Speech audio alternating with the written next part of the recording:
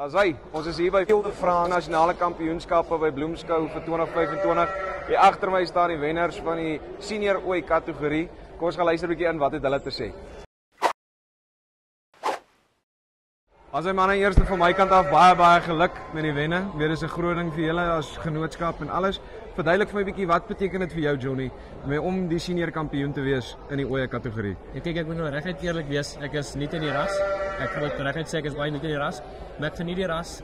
Ek het nou 'n paar ooi daar op die plaas en die ras soos ek sê, hy doen goed by my, het goed aangepas by my. En dit is lekker om te kan sien as jy hom kom opmeet teen ander, dis maar wat 'n skou is om te kyk waar is jy. Ek weet jy vir jou op die plaas lyk hy reg en hy voel reg, maar jy weet nooit tot jy kom meet teen die groter manne nie. So ja, ek is regtig dankbaar, baie dankbaar. Asai, nee, ons is net so geluk. Weer eens baie geluk. Albert, jy is ons reserve kampioen in die senior ooi kategorie. Verduidelik my wat beteken dit vir jou? Dit beteken die wêreld vir my, om eerlik te wees. Soos Johnny, ek is skofs 'n jong teeler. Is nou net 4 jaar aan die gang met die ras. Hulle het baie goed gedoen vir my, goed aangepas op die plaas.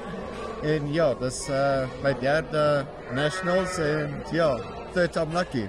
Dat beteken die wêreld vir ons en soos Johnny ook gesê het, ons doen hierdie skoue om te sien waar jy staan in die ras en waar jy moet verbeter in jou eie kudde om vorentoe te streef. Asai manne, weer eens baie geluk. Sterkte met die laaste stukkie wat nou voor lê. Ek wens julle al die beste vorentoe en weer eens baie geluk. Baie dankie. Adeel. Asai, daar het julle dit nou gehoor. Die senior kampioene is almal baie gelukkig. Hulle weet nou uiteindelik waar hulle staan. So kom ons gaan kyk bietjie op na die Ile de France. Kyk bietjie wat beteken hy vir jou op jou plaas. Dis Farm Spice. Hoor.